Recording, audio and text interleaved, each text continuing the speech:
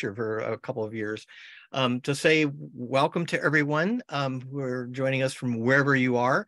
We're kind of all over the United States in terms of the geography of this evening, but on behalf of my colleague Kate, who's doing the behind the scenes work, and everyone else at Elliott Bay Book Company, which is on Duwamish land in the city of Seattle in the northwest corner of things. We are being joined by Evelina Galang, Evelina Galang, who is with us from Miami on the occasion of her extraordinary new book of short stories that's come out from Coffee House Press when the Hibiscus Falls. To be joined in conversation with Achy Obejas, who is down in the Bay Area.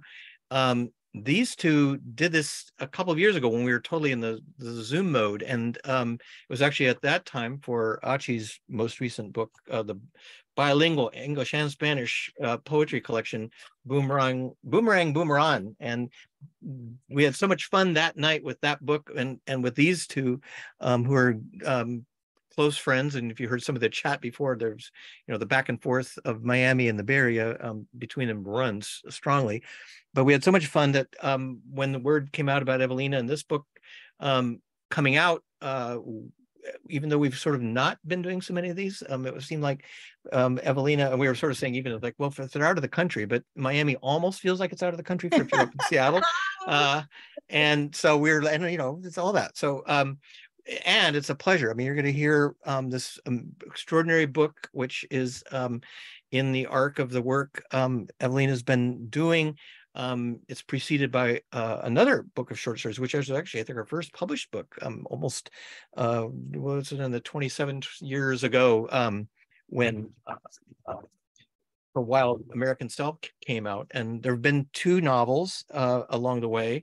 And the most recent time she was actually in Seattle, we were talking about this before, was an amazing evening for a nonfiction book covering very important work, a book called in Lola, it's called Lola's House, Filipino Women Living with War. And she was again at the library for that. She has been doing extraordinary literary service over the years as a head for many years of the creative writing program at the University of Miami, where she continues to teach.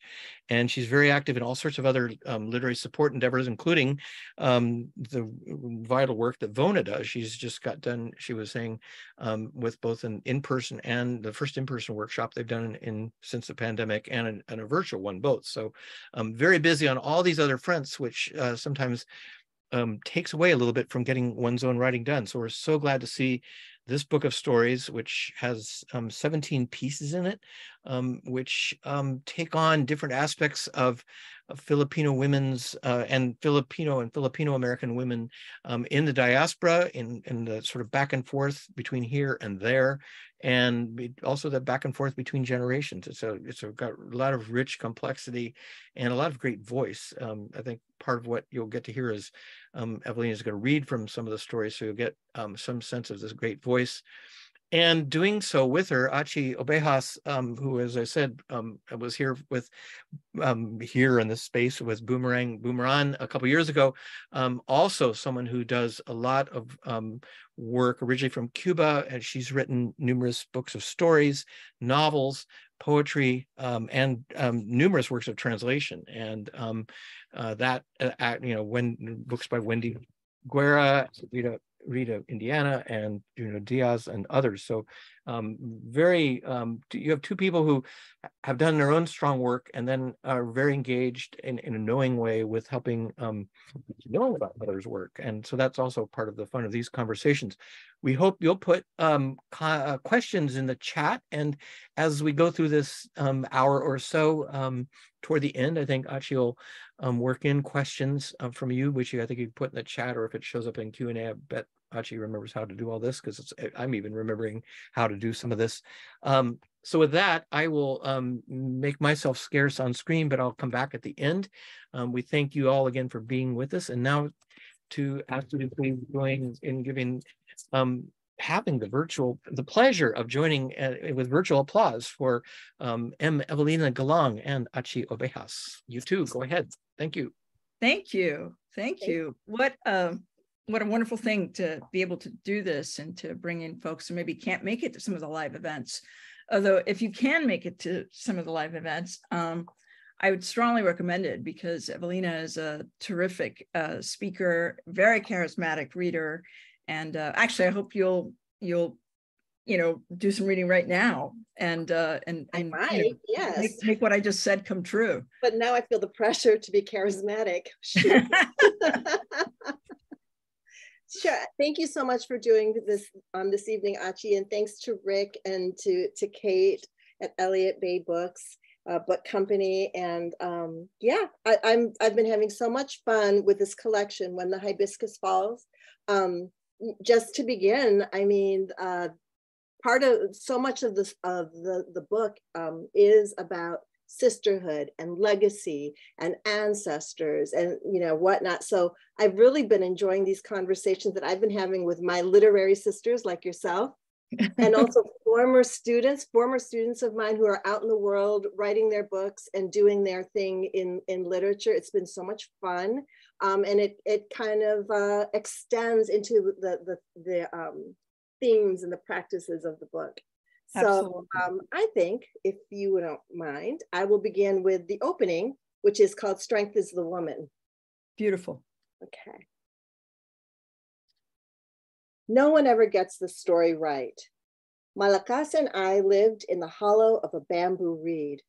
We were lost, tangled in a thicket of long, thin shoots, when a bagyo, heavy with rain and wind, swept us away.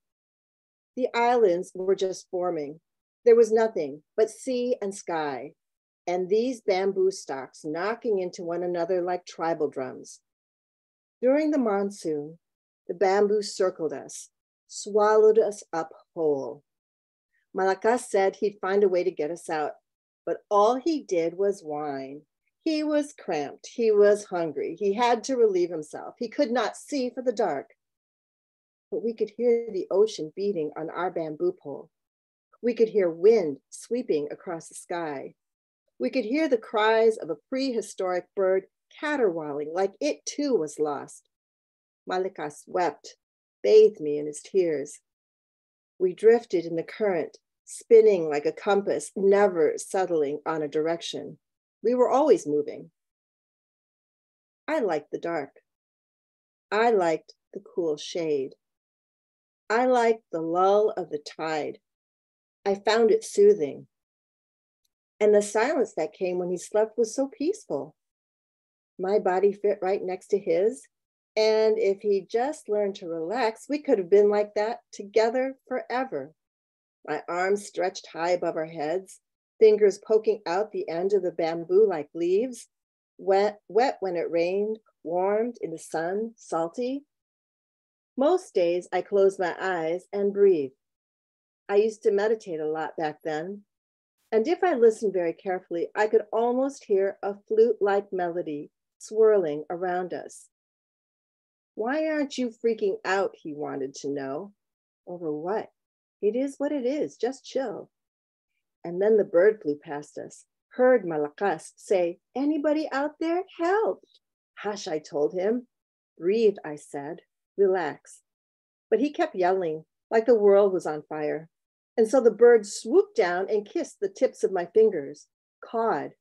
We're stuck, we're hungry, we can't breathe, Malakas said. Quiet, I told him. That's when the bird struck the reed, slashed the bamboo right in half. And there we were, naked, brown, thin from the narrow bamboo. You are beautiful, said the bird, reaching out its wing to touch me. I gave him the evil eye, and the bird, perched on the edge of that bamboo, lost his balance just as the sea rose up and swallowed him. No, you stupid bird, Malakas said. She is strong. And that was the beginning of everything. Thank you so much for that. You're welcome. Before I ask my question, I have to put out a warning, which is just that both of my kids are home and they're running around naked right now in the other room because they just came in from the hot tub. So at any moment, This could be disrupted by that would be awesome. their awesome appearance. Yes. So let's just, this is a pre-warning. But anyway, I wanted to talk about these stories a little bit. Okay. There are 17 stories and they cover an insane amount of ground. You know, some of these stories take place in the US, some take place in the Philippines, some, you know, are older voices, some are younger voices, some are immigrants, some are people who've been here, born here, like you. Mm-hmm. There's just a world involved in here. But one of the things that really struck me as I was reading these stories again, because I wanted to revisit them before we chatted, was that the past, the racial past, the, you know, historic past is always at play in these stories. If the protagonists are young, no matter what they do, no matter how assimilated they may be, they are still pursued by a certain kind of history that they just can't avoid. And if the protagonists are older, they're haunted by their past, which almost always involves a trauma of some sort, an immigrant trauma, a racial trauma, something embedded in their ancestral culture, for lack of a better term. Can you talk a little bit about that and about how that ties the stories together and where that comes from? Wow. I know I should have just stuck with Christina's questions because they were so cool. When oh you my God, no, that's such a big question. So I mean, I'm so glad that this is what the stories are doing, and that they're playing on this complicated ground of past and history and culture. I think so much of it has to do with my own obsession of where we come from and how that affects who we are now, and how you really can't get away from the past, and how the past informs the present and creates the future, right? And so there really is no divorcing oneself from what has come before us, whether it is trauma or joy or family. We can't ever get away from our family. The wonderful parts of our family and the most horrible parts of our family, they are always going to be a part of us. And so these are some of the things that are my, I would say, obsessions, explorations. And and in a world where my story, my family's story has not been recognized, and my people's story has not been recognized in any larger circle, right, than my community who reads me, and my friends who read me, and my family, right, and the Asian American readers who don't know you personally. Right. Like, and the Asian American Studies workshops that, you know, that are looking at women's literature and this very marginalized voice that is not a part of the dominant culture. If I get to write, then I'm going to write those stories that I haven't been able to read my entire life. And now, as a woman who actually has, you know, a billion nephews and nieces, and godchildren, and then now grandchildren, like 3 grandsons, right? They need to know these stories that haven't been out there. So it's an obsession with me, I guess you could say. And I think an important part of the American fabric that doesn't get spoken of, does not get read, does not have a public conversation. So these stories sometimes are happening, the poetry is happening in isolated ways. And for me, as somebody who grew up in this culture in the United States, I did not have the luxury of reading Filipinos or Filipino Americans, right? I often tell this story that when I was in graduate school, I tried to get a list of 10 Filipino American writers as part of my comprehensive reading list, and I couldn't gather 10.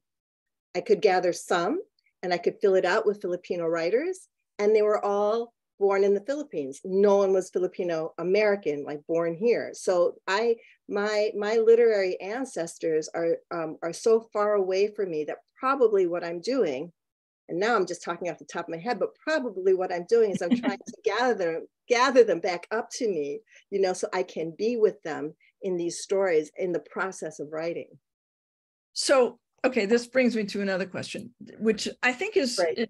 no, I mean, you just said, you know, you're born here. You actually spent a good amount of time in the States before you went back to the Philippines. Yes. And you live in Miami, which is a very, very international city, but it's much more of a Latin American city. And the primary cultures are Caribbean. And it's the Filipino presence, it's minor. It's not like in LA or Honolulu or San Francisco or even Chicago, where there's a more significant and more organized, you know, community. Now, I also know that you grew up for a good part of your life in Wisconsin, which, you know, again, not exactly what we identify with, you know, Filipino culture or presence. So how do you stay connected? How do you make that work? Because it's so tempting to just, you know, surrender to assimilation. Now, I know that because I'm white looking and can pass in ways that you cannot, but you and I both know plenty of people who physically can't pass and who are mentally, you know, in some other place. You know, they've surrendered to the primary dominant culture. So how do you stay connected? Because one of the things that I feel when I read your work, whether it's When the Hibiscus Falls or anything else you've written, is that it feels real and authentic. And like I am in the Philippines when you're talking about being in the Philippines. Now, I've never been, so maybe that's part of the problem here, but I'm going with you as my authentic, genuine guide. Right. Right. Well, you talk about excavation and bringing people back. What are you doing? Yeah, well, I think it begins, for me, it begins with my family, you know, and it begins, I mean, even though we didn't have a huge Filipino American community, for example, in Wisconsin, in the same way that people do in the Bay Area, right? Which so jelly of people in the Bay Area, right? It's not the same thing, but my parents, who both immigrated to the United States and met in Milwaukee, were community leaders in their own right and had this knack, this way of gathering Filipino Americans. No, actually, I misspoke. Filipinos who have also come to the United States to seek a better life. Right? They always seem to find them. We moved like 7 different places before we settled in Wisconsin, and my mom and dad always found them. And they always found our house. This thing where we bring people over to eat comes from them. Comes from them. This need to be a literary citizen comes from their example of being citizens. One story I remember when we were living in Saskatchewan, and I was only 3 or 4. Yeah, we were in Saskatchewan. I was like 3 or 4. And my dad was doing some kind of he was a physician, and he was doing some kind of a fellowship there. And they caught wind that some of the Filipino nurses were having trouble getting housing. Mm-hmm. They were being rejected by everywhere they went. So my parents, in their own way, decided that it was out of ignorance that they were not being given housing. So they put together this huge Filipino American cultural event and spoke to the newspapers and got the word out, and and did their best to get the women housing, and like that's what I grew up with, So I feel like, first of all, it starts there. It starts with the way my mom and dad inculcated, that's my dad's word, inculcated. That was one of my dad's favorite words too. Everything was getting inculcated. Yeah, they probably would have been friends. So yeah, they would have been. But that was like number 1. And then number 2, it was also this, we did have a small community and we had one another. And my best friend growing up was a Filipina, but she lived on the other side of town. Mm. Her family stayed with our family when they first came to the United States after having been here and then gone back and then whatever, they were with us, like their 4 or 5 kids at the time. So there's a way that is very much a part of my own experience. And then on the other hand, there's this hunger and this desire to know more, to understand better. And so I'm constantly in the archives and the books and, you know, like searching for things and searching for communities that are like when I was in Old Dominion University in Norfolk, Virginia. When we met. That's where, well, guess what? They were just so excited. I was the first Filipino American professor at ODU, and it was like everybody was at my door. And it was exciting for me because that was not my experience. And actually, this is where One Tribe came from, my book, One Tribe. But it was like, I was getting this education there, you know, the Filipino American Historical Society was there, everything. So, I mean, I searched it, but it also searches me, you know. And then the last thing I want to say is, you know, when I was a very little baby, like a toddler still, maybe 1 or 2, my parents did go back for a short time, very short time. I have these visceral memories that I was not even aware of until I went back in my 30s to do research for Lola's house. And then I would taste fruit like santol. I tasted santol the first time and I knew it. We don't have santol here. I knew it, you know, and the sounds that happen on a Sunday afternoon at my Lola's house when everyone's getting ready for the family dinner, I knew that. So I don't know. Don't you think sometimes, I mean, this is a weird question, but don't you think sometimes that there's like a memory bleed? Because I oftentimes feel like I remember things that I couldn't possibly remember, but they're things that I've heard from my parents so often, these stories that get repeated, become almost mythical, and things that become foundational to who we are and who we are in this country, right? Right. And then on top of that, there's all this stuff. And I mean, I know that like when I first went to the University of Havana, I was like, everything was familiar to me because of all the stories I had heard. Right. And it felt like I remembered it when I couldn't possibly have remembered them. Yeah, no, I think there's something, well, I think that's also one of the obsessions in the book, this feeling of connection with the ancestors and the knowing and that legacy of knowing, of just knowing, of feeling it, of being able to almost hear their voices as guides, you know, through this life, right? I feel like that's very much a part of like what interests me, is that possibility of always being with our ancestors. I want to talk a little bit about possibilities, but in a different way, which is in the way you end your stories. Yes, so few of your stories land on sort of, let's say, terra firma, or for lack of a better term, you know, definitive solutions or definitive places or definitive paths. It seems like your stories always come to a rest in these portals with many different possibilities. And in some of your stories, you also have an imagined future, you know, that plays out, that isn't here yet. So time and possibilities are a big part of how you end up writing these tales. Can you tell us a little bit about that? Yeah. Well, I don't think I believe in happily ever after. Good. We're on the same path. Yes. And I don't think that doesn't feel authentic to me. Right. But neither does doom and gloom.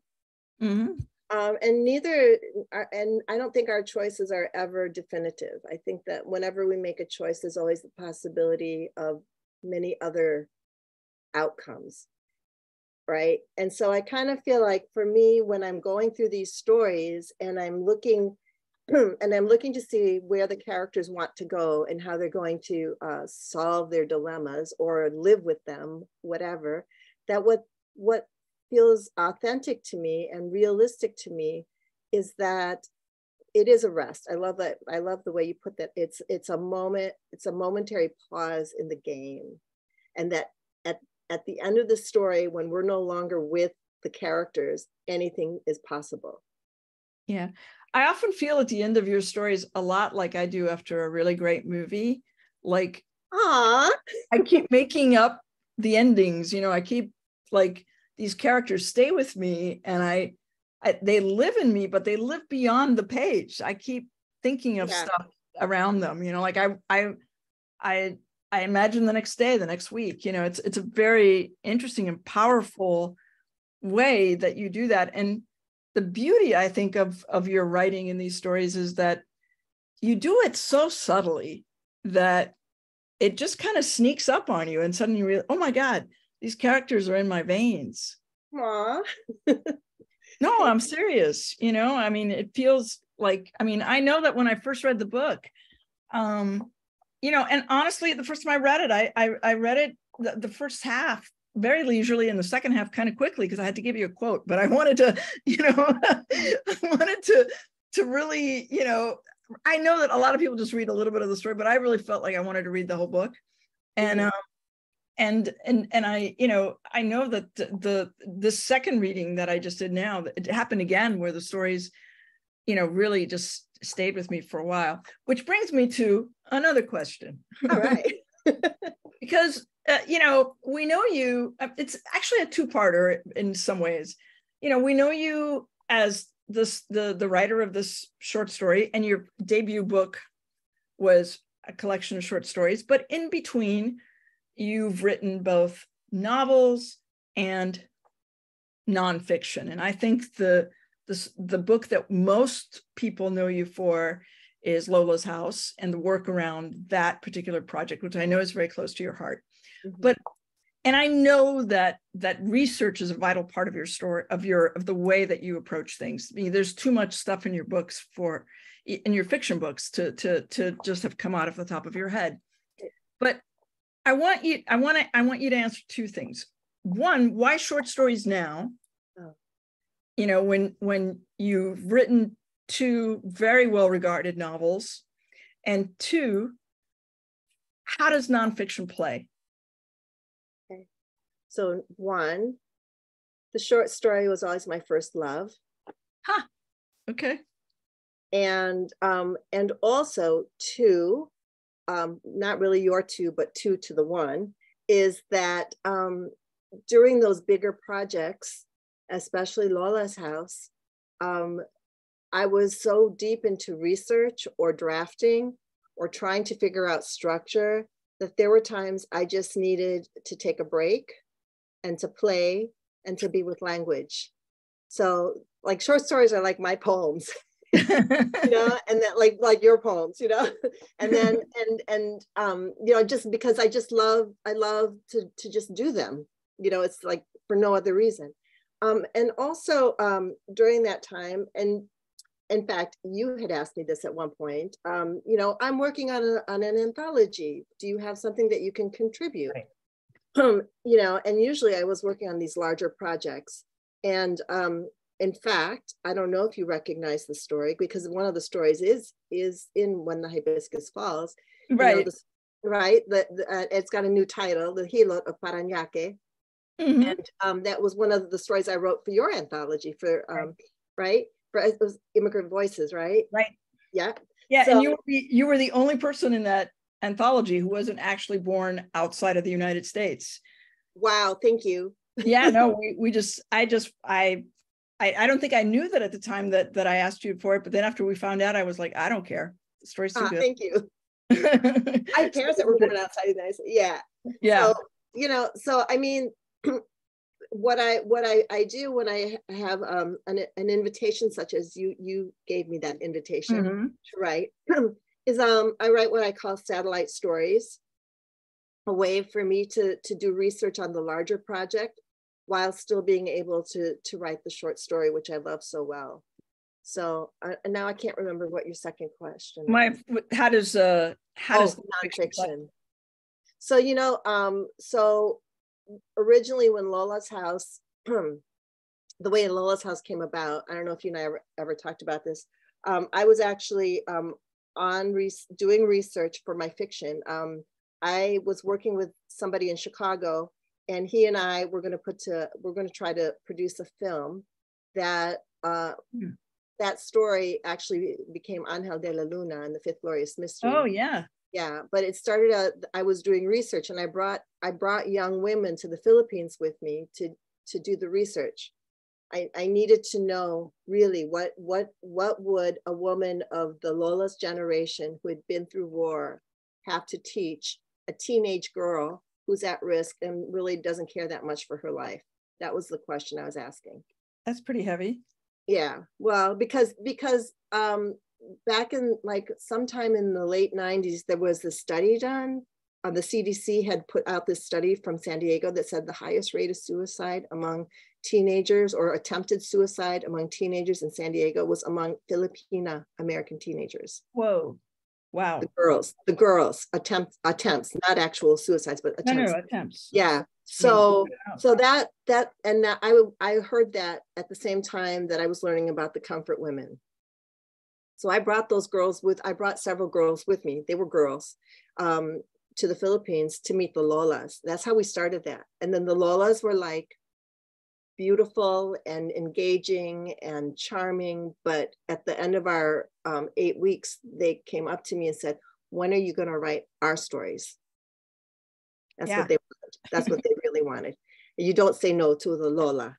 No, but you named them the Lolas, didn't you? After they were being called the Lolas. Oh, they were being called the community. Okay. Yeah, the community.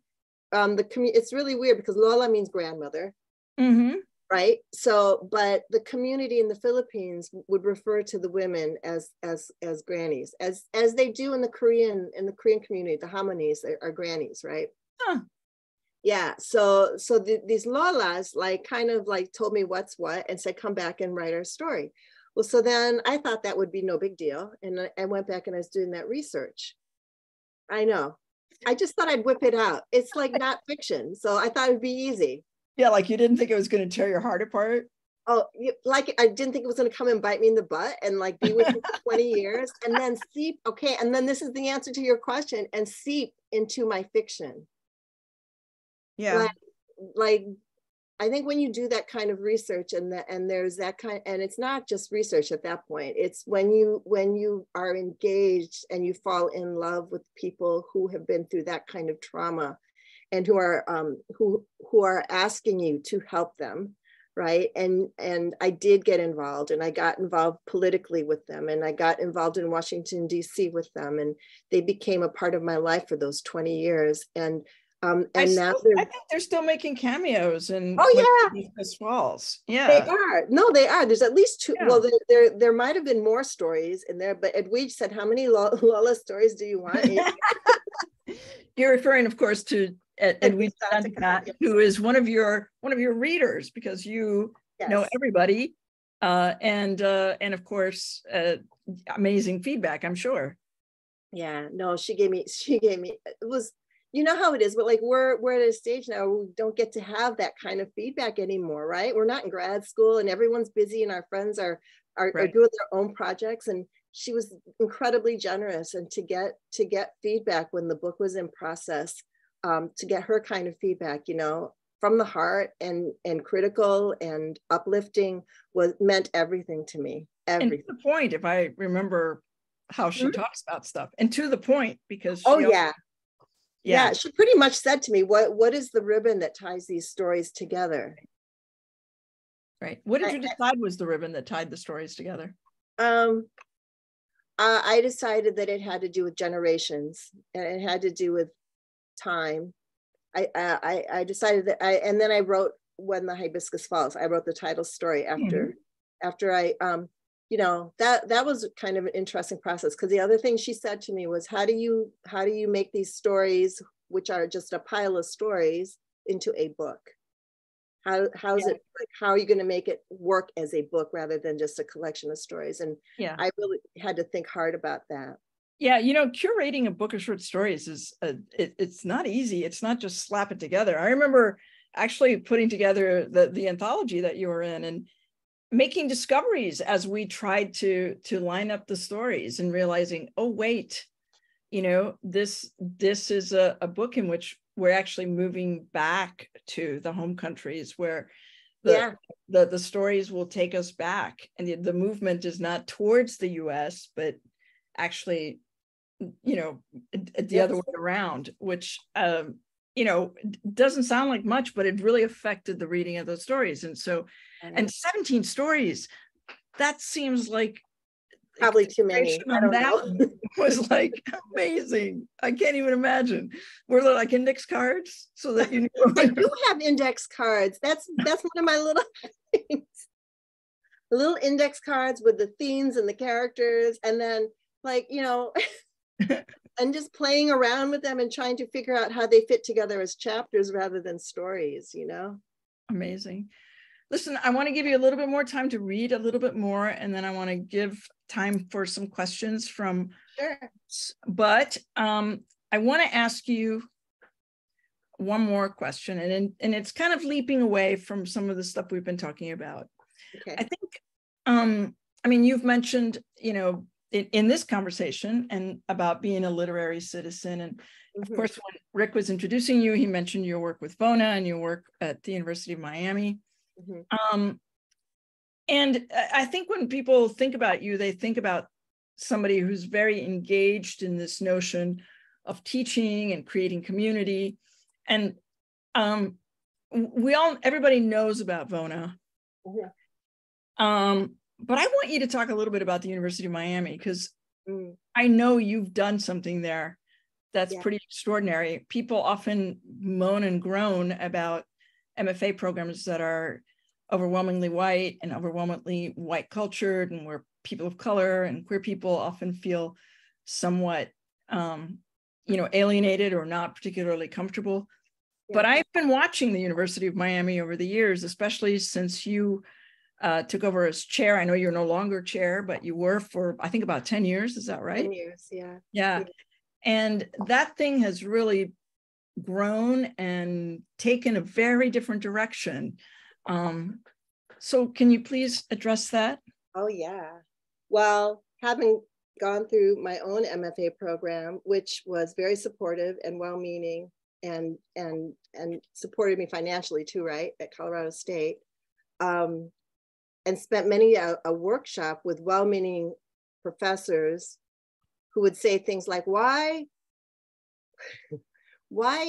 does she have Asian features but has Spanish name? Like, why are you doing that? Why don't you just say gossip instead of chismes? And I think you spelled it wrong. That's not how it's spelled. No, that's the Spanish way of spelling it. It's Tagalog.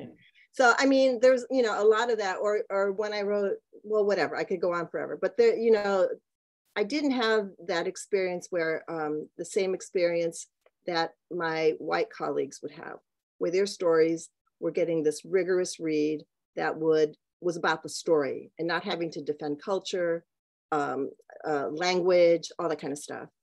And something happened. First of all, coming to Miami was very much like being in the Philippines for me. And believe it or not, the connection, because of my colonizers that I share with you. Right. Really, we're cousins. Yeah, you know, and about the same time and everything. So, yeah. I mean, because of that, there's this connection to the Latin culture that I feel intuitively. So when I came to first I came to Miami, that felt very right to me to be here. It was the most at home I've ever felt, other than being in Chicago, because I just love Chicago. It's a great city. It's I consider it my hometown. Me too. Don't tell anyone in Milwaukee. Yeah. But the thing is that there was that, and then I taught for VONA the first time in 2009, and I saw a possibility. And that was about the same time I stepped into the directors as a director of creative writing at the University of Miami. And that was sort of when I thought, why can't we have faculty of color? Why can't we have the majority of faculty of color? And why here we are in Miami, and I walk across this campus, I hear all kinds of languages being spoken, not just Spanish. Right. I go into the beach at Miami Beach, you know, South Beach, I hear Russian, I hear, you know, everything. And Hebrew, so, Yiddish, I mean, Slavic yeah, languages. it's beautiful. It's really Yeah. beautiful. And so one of the things that we've cultivated, that my colleagues and I have cultivated, is not only faculty of color. So I think there are 6 or 7 of us, and almost all of us identify as a person of color. But also that we look at multilingual writing, because we all write in English, and we all infuse our text with other languages, not just Tagalog, not just Spanish, but Hindi and everything, So that's one of the things that we've been cultivating. We're like a work in progress. We have our ups and our downs, but we've been it's been so much fun. It is a dream job, because last fall was the first time I had a workshop, a graduate workshop. They were all students of color. My God, I have never experienced that outside of Bona. They were actually, I had white kids in my Bona shop. Yeah, so I've never even experienced that. Yeah, that's crazy. That's amazing. Congrats on that, because I actually think that's really so much of your life's work, that what you've done there. It's such an admirable and beautiful thing. And thank you for doing that, and for setting that example, because that's so terribly important. Yeah, when people we're a team there. It wasn't just me. We're a team. No, I know, and you don't need to do that. I know, but I just Yeah. That's how Yeah. All right. So you're gonna read a little tiny bit more, and then we're gonna go do. Questions? Okay. Let me think. I have like these little pieces marked out.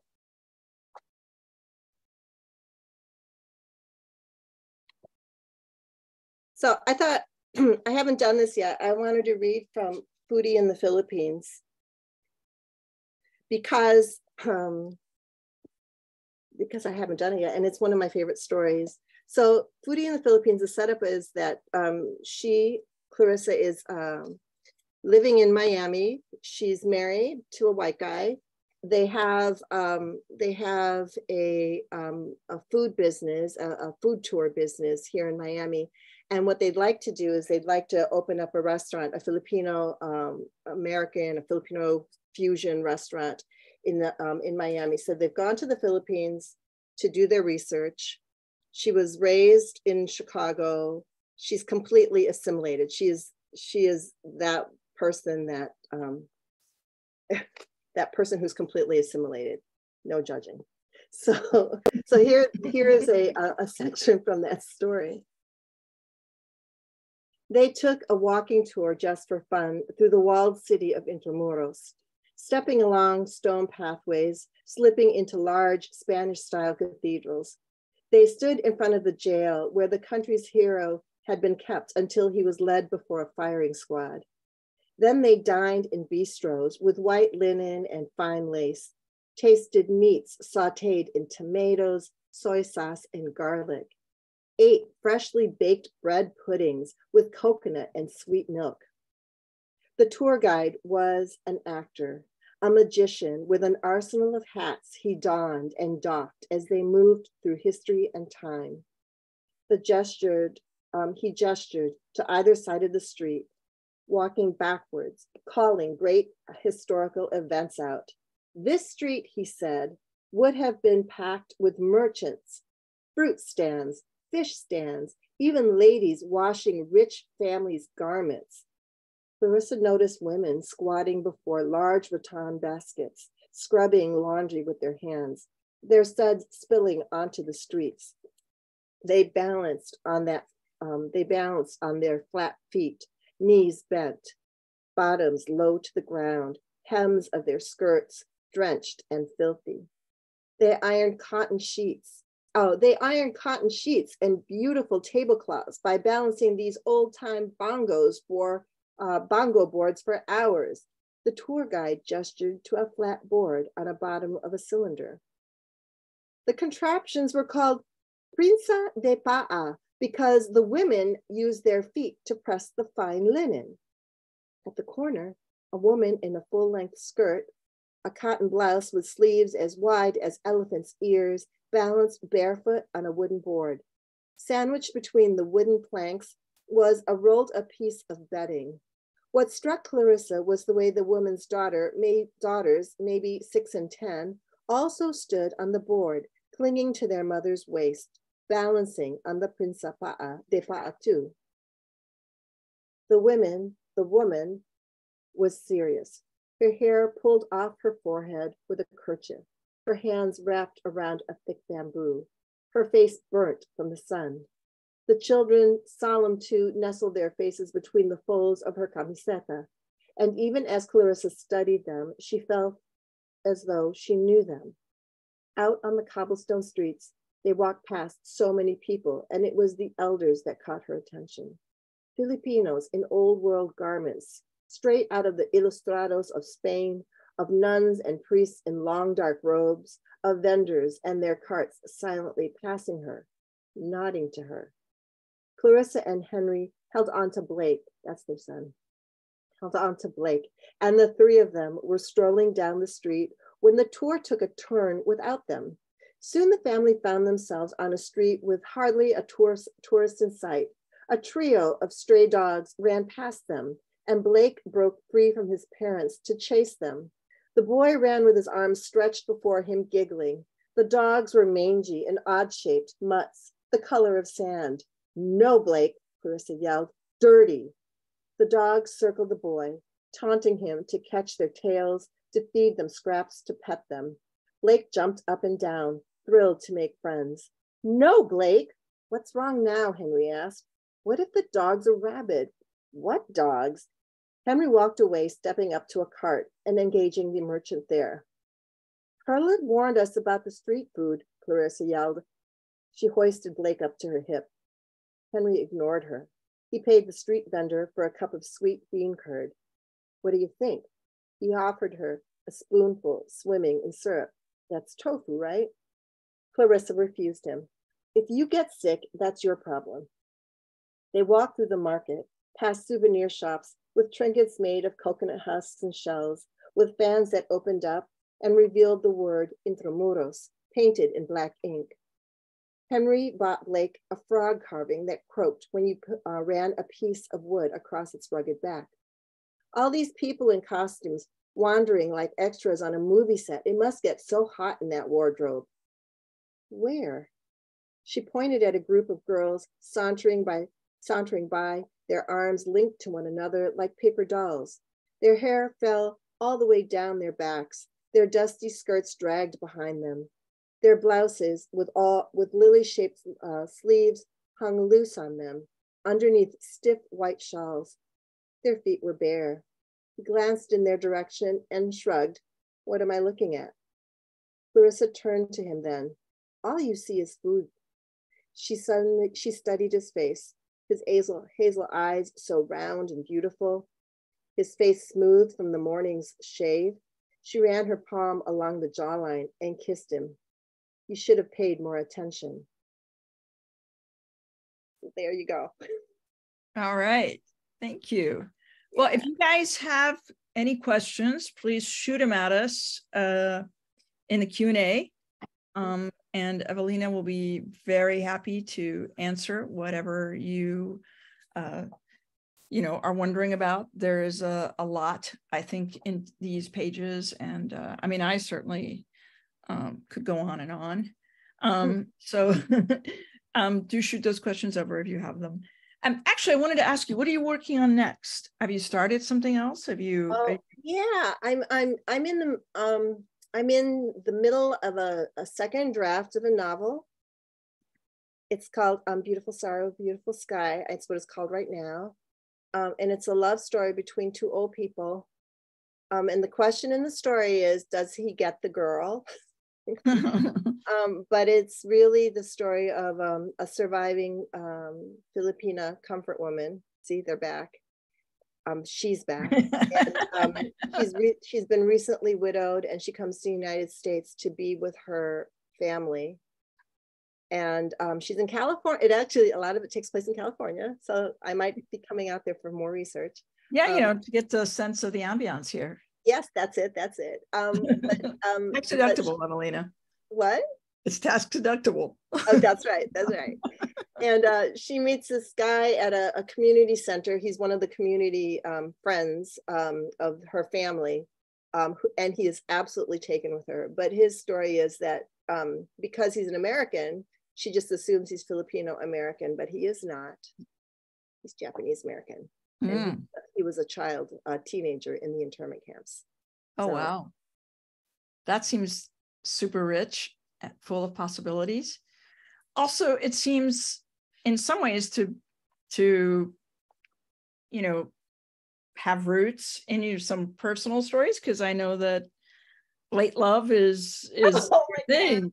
But I was much younger than my characters when my oh sure. But yes. I mean, that is one of your little hashtags on Instagram. Oh yeah, no, that's one of Chauncey's hashtags. Late love is the best love. Late love is the best. Chauncey being your husband. Yes, Chauncey being my husband, whom I met when I turned 50. Yes. Yeah, and you guys have been together now for we just celebrated our 9th anniversary. Right. This is something I've never really talked about at a public reading. Well, but it's important because I think, my kids are a real inspiration for me. They've really made me rethink a lot of things, and how I approach my writing and what I'm writing. I mean, some of it, on purpose, and some of it not so on purpose. Like I don't have time to concentrate, so I write a lot of, poetry because it's shorter. But being in a late love relationship is different, and I'm sure it informs the book. Chauncey, by the way, is saying he's here keeping an eye on this. Oh no, that's saying that. Yeah. I'm sure he's delighted. Yeah. I mean, yes. I'm trying to think but I think, if we're going to go there, let's go there. So I think that yeah, well, let's go there. But I think that the idea for this story came before we were. Oh, really? Yes. Because wow. Yes, because and here's the go there part. So I had this wonderful grant from the university to do research. So I guess it was in 2012 or 2012 that I got this grant, and that Chauncey came with me, and we drove for more than 2,000 miles around. I remember this. Yeah, and we went to visit the former internment camps, several former internment camps that are now national parks, as part of the research for this book. So I had the seeds of this book already, although we had been dating for maybe not even a year yet. And Chauncey tells me that during that tour, which was incredibly moving, and yeah, I bet. Yes, incredibly moving. He decided, I don't know, I should probably let him speak for himself, but he decided that during that tour, that if we could make it there, we could make it anywhere. And that's what that sounds like a very Chauncey thing to say. And it inspired him. And so, yeah. And then shortly after that, we got engaged. Yeah. I was going to say, you've been married 9 years, but don't do that heterosexual thing where you only count from your marriage, Yeah. You've been together longer than that. We've been together longer than that. But the book was already but my point the book predated the whole thing. Yeah. Yeah, because there was something really interesting about this idea of love, love trumping everything, even that kind of trauma. I mean, is it possible is the question. Yeah. Because all these things we've been talking about. And also I think when you get to a certain age, you're not trauma free, when I think about the people, I mean, I'm 67. So the people that are available, say to me, were I available, we've all got some sort of baggage at this point that is sort of undeniable and quite substantial. Yeah. And even if you don't have a trauma like that, even if you don't have such a dramatic event in your life. So, yeah. Anyway, it looks like we are free. So, okay. If Rick wants to come back on and do his, there he is. Rick is here. You two, I think people are a little nervous now about going there. You get like, whoa, where else? No, it's people are probably a lot of practice doing these Zoom things and the chat. In fact, when we first started doing live ones again, and I had some wrong information in introduction, and I went, where's the chat to correct me? It was a kind of that strange kind of corrective part, but this has been marvelous, both of you. But what a nice way for people who do and don't know Evelina's book, When Hibiscus Falls. This has been a great way. I know, I assume some people watching this, since Chauncey's one of them, know this book by now pretty well, but they could have chimed in and said, this is not how the book goes. Were it not true to what you two have said. And it's, as I said at the beginning, the two of you did a version of this for Achy's last book, and now it's a total delight to hear you two do this again for Evelina's book. And I envy the time when you get to be doing so again in person. I think Evelina got to California, you two saw each other, so it's not like you haven't seen each other. And Chauncey's got a question in the chat of course he does. Yeah, no, a Chauncey question for Chauncey. No, I'm sorry. I thought he could read it, but I guess he can't, because it's only it's a host and panelists. Yeah. Okay, you can basically it's just me asking him to go to coffee, but we can do that later. That's good. Right. Anyway, both of you again, a great pleasure. And Evelina, keep it going with this, but also with the novel and everything else. And Achy, again, we talked about this book's still going into readers' hands. Beautiful. And good luck with what else comes next. And to everyone, and Chauncey says yes to everyone, to the coffee. So good. Lucky Chauncey, unlucky Achy. And unlucky Evelina will be elsewhere. That's right. Oh, she'll be having great fun. She'll be having another reading. Yes. But also, again, Rick, thank you so much for doing this, and again for doing all that you guys do thank you to promote independent books and books like ours. I mean, you guys are really one of our very favorite stores, and we wish you were at the other end of the world. Come either however each of you might get here again, please do. We are back to in person, and yeah, very much. And both of you, recent works, Coffee House for Evelina and Beacon for Achy, independent presses, independent bookstores. There's a lot of joint purpose there. So, and thanks to everyone again for joining us, and enjoy. It's still a summer evening on the West Coast, and it's getting a little later back there in Miami. So thanks, Evelina, for doing this. It's late in your night. Thank you so much, Rick. Thank you to everyone. And thank you, Achy. Thank you. Anytime. Every time. So much. Okay. Good night. Bye. Good night. Buenas noches. Yes. Bye.